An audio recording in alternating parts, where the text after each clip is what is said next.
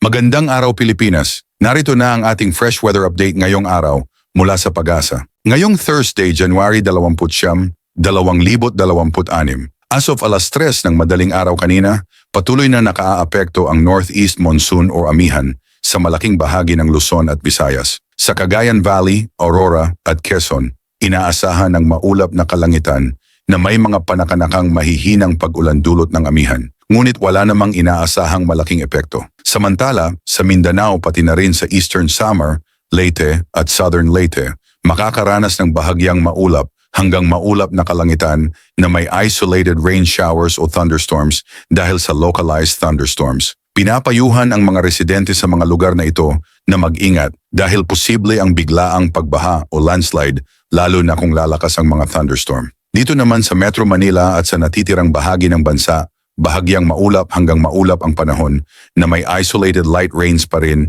na dulot ng northeast monsoon at wala ring inaasahang significant na epekto sa pangkalahatan. Pagdating sa lagay ng hangin at karagatan, sa Northern Luzon ay makararanas ng katamtaman hanggang malalakas na hangin na magmumula sa hilagang silangan hanggang silangan, kaya't magiging katamtaman hanggang maalon-alon ang karagatan na may taas ng alon mula 1.5 hanggang 3.4 na metro.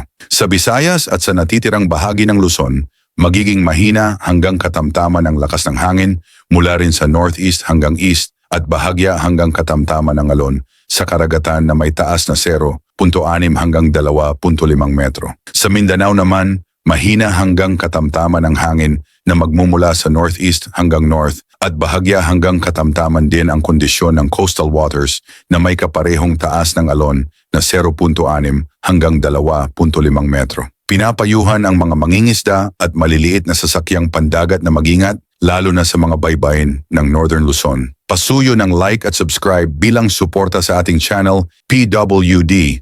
Ang ulat panahon na hindi ka iiwan, rain or shine. Ingat Pilipinas!